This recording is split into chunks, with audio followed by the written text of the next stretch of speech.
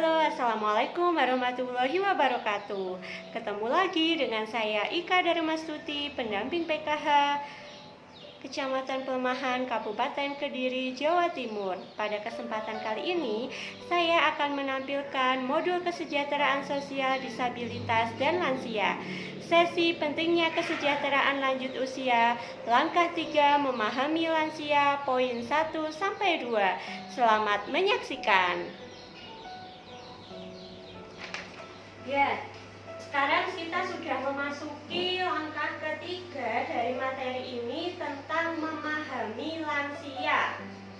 Memahami lansia ini maksudnya gini Bu, setiap manusia ya, misal bukan hanya lansia, pasti kan akan mengalami perubahan. Ya Bu. Kita tidak membahas lansia dulu, misal bayi saja, kan dari mulai tengkurap, merangkak, berdiri, berarti kan ada perubahan gitu.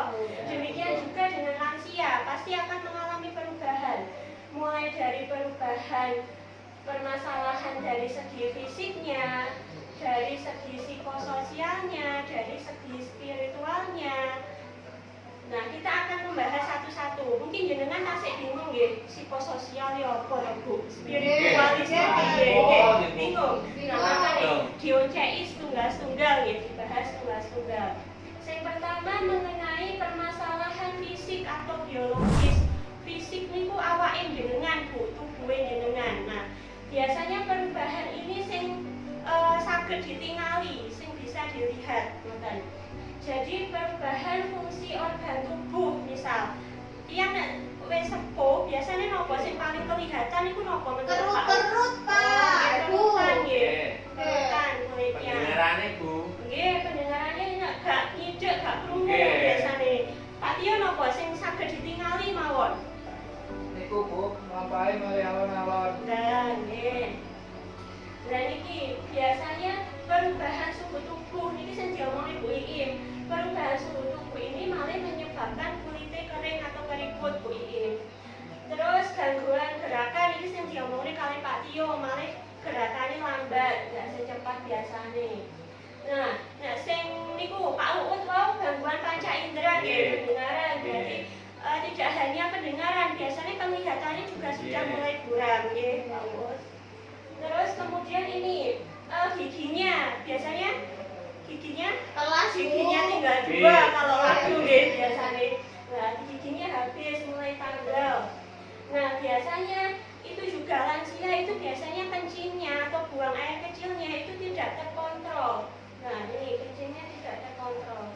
Kemudian muncul berbagai penyakit. Misalkan oleh sepuh kan asam uratnya tinggi, diabetes, stroke. Nah, itu yang dimaksud dengan perubahan dari segi fisik maupun biologis. Jadi intinya yang ada di badannya mulai dari organ tubuhnya atau bagian luarnya, rambut, misal rambutnya mulai beruban gitu biasanya. Kemudian yang kedua tentang psikososial. Psikososial itu hubungan dengan orang lain, berarti sosialnya Ibu.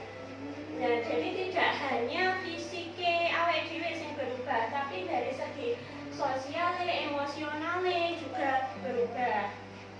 Sinten mriki ngramut tiyang sepahe teng griya? Rambut sedaya niki. Dari segi emosine biasanya pripun Bu Iim tiyang sepahe jenengan? Sering marah-marah ngoten lho Bu. Nggih. Nah, marah-marah itu biasanya karena dia ini agresif, berarti dia sering marah-marah. Marah-marahnya itu karena hal yang tidak jelas ngoten lho Bu. Terus niku Bu mboten sebabe nesu-nesu. Nggih. Kalau Pak Tio pripun biasanya? Hal sing berhubungan dengan emosine orang tuanya jenengan pripun? Biasanya kapan? Niku Bu sering cerita yang zaman dulu. perang-perang zaman Oke.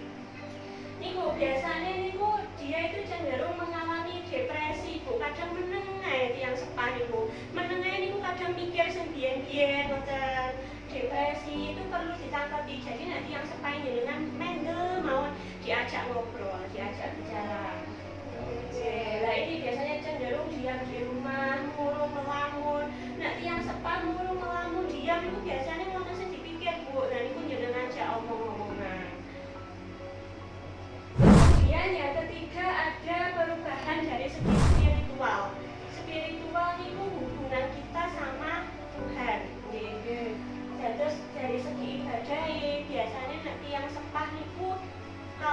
berhubungan dengan Tuhannya baik, misal dia rajin sholat, itu akan memiliki ketenangan hati daripada tiang sepah sing boten mendekatkan diri kalih Tuhan. Jarang beribadah, dan iki tiang sepah sing jarang beribadah akan menjadi tidak sabar, kurang bersyukur, dan sering berpikiran negatif. Tidak tabah dalam menerima kondisi penuaannya. Nah, kadang dia itu tidak bisa menerima perubahan yang ada dalam dirinya karena mungkin dulu waktu masih muda dia seorang atlet misal, tapi begitu dia tua dia itu kaget dengan perubahan yang ada dalam dirinya. Misal ketika dulu dia muda itu jaya, misal jadi PNS atau jadi apa, nah begitu dia tua dia akan kehilangan jabatannya, betul Bu?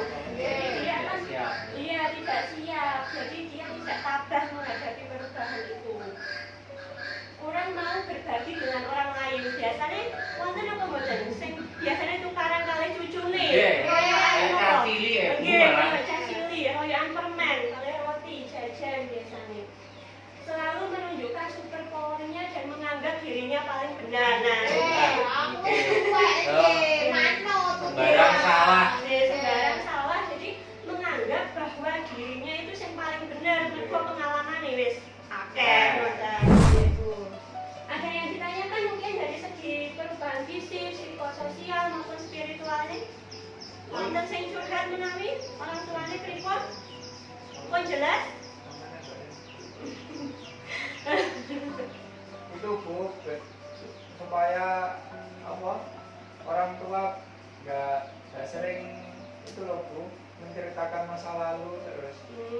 Biasanya itu orang tua menceritakan masa lalunya itu sama curhat. Jadi ben enek koncone omong, dia itu ingin minta perhatian ngoten lho Mas Yo sama jenengan. Ya, jika sudah tidak ada yang ditanyakan, saya akan membagi jenengan menjadi 3 kelompok, nggih. Pertama, mangke ada kelompok 1, kelompok fisik. Yang 2 nanti kelompok psikososial, yang ketiga nanti kelompok spiritual. Kalau bagi mawon nggih. Kelompok 1 fisik, Pak Uut kalian rencang-rencange. Kelompok 2 Pak Tio kalian rencang-rencange psikososial. Kelompok 3 Bu Iim kalian sak rencange nggih. Ini Pak Uut kelompok fisik, Pak Tio kelompok psikososial, Bu Iim kelompok spiritual. Nggih, monggo diwaca riyin permasalahan iku mangke dibahas sareng-sareng nggih. Nggih, Bu. Kula kasih waktu 5 menit untuk berdiskusi kalian rencang-rencang.